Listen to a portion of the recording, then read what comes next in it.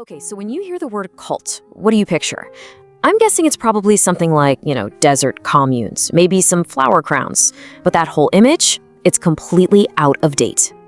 What if I told you that the most effective, the most dangerous cults today look less like a commune and a whole lot more like a corporation?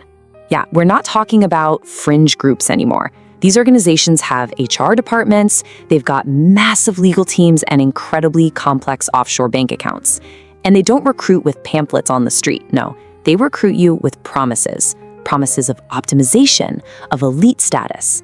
And they target the most ambitious and, honestly, the most dissatisfied among us. So I want you to forget everything you think you know. For the next few minutes, let's just say you're being recruited. We're gonna walk through the entire process together. Your life from the very first ad you see, all the way to the moment you reach the inner circle. Let's dive in.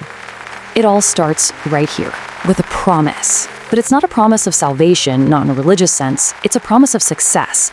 And they don't find you by accident. They find you precisely when you are most vulnerable to their very specific brand of hope. Do any of these sound familiar?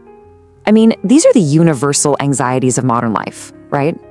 It's that nagging feeling that you're falling behind, that maybe everyone else got a memo about life that you just didn't. That feeling you have, that's the keyhole. And believe me, they have the key. So the first step is the entry fee. And look, it's never some astronomical amount. It's just enough to feel like a serious investment on your part, but not so much that it triggers any real alarm bells. $500 for a weekend seminar that's gonna unlock your potential. Honestly, it feels like a bargain.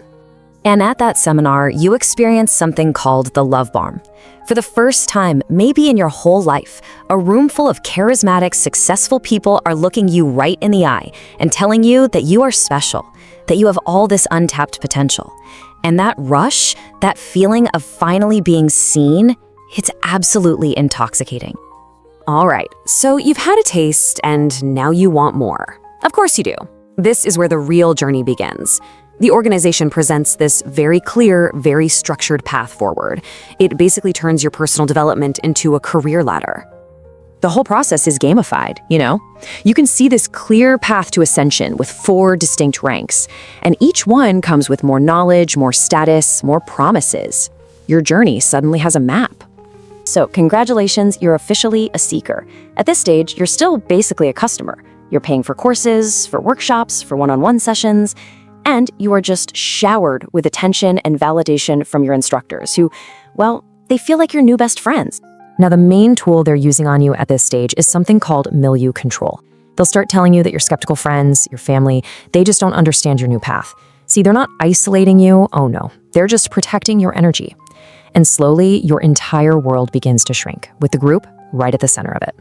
Okay, so you've spent your savings to get here, you've proven your commitment, congratulations are in order, you've been promoted to processor. But at this rank, the currency changes. You stop paying with your money, and you start paying with your secrets. As a processor, you're now working for the organization, often for little or no pay, all to earn your next level of training. This means these exhaustive auditing sessions where you confess every mistake you've ever made, every fear, every dark thought you've ever had. What you don't know, of course, is that every single confession is being meticulously documented and filed away. This is the turning point. That warm, supportive community, it's starting to feel cold, demanding. The dream of self-improvement is being replaced by the harsh, grinding reality of the machine that you are now a part of. And then, another promotion. You are now an enforcer, and your role fundamentally flips. You're no longer the one being processed. You're the one processing the new seekers. You are no longer the victim of the system. You are now its predator. Think about it. You've sacrificed everything to get here. Your money, your family, your entire past self.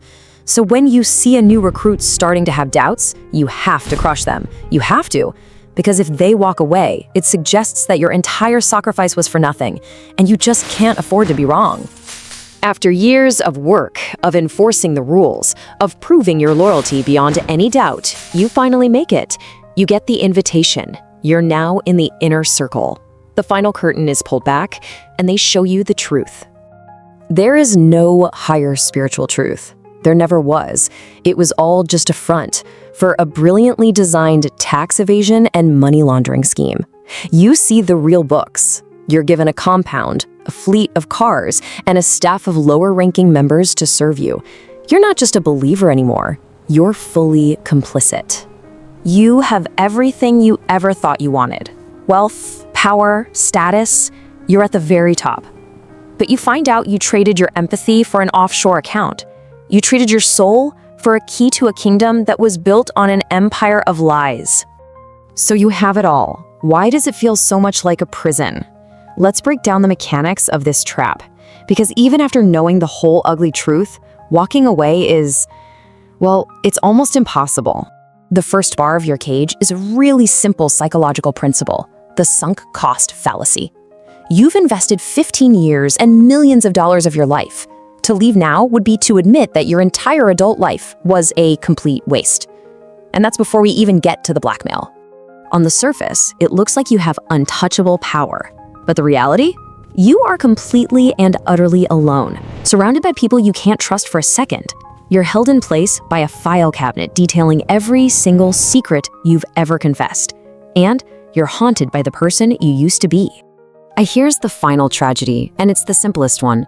That strength, that discipline, that incredible drive they promised to give you, it was already inside you the whole time. They didn't create it. They just convinced you that you needed them to unlock it. And then they sold it back to you, piece by painful piece. It really forces you to ask, doesn't it? In your own life, totally outside of this crazy scenario, who truly holds power over you? Who owns your most valuable assets, your time, and your secrets? You know, wealth can feel like power. Status can definitely feel like power. But true, unshakable power, that lies in the wisdom to recognize when the cost of something, a job, a relationship, a promise, is your own soul. And then having the strength to walk away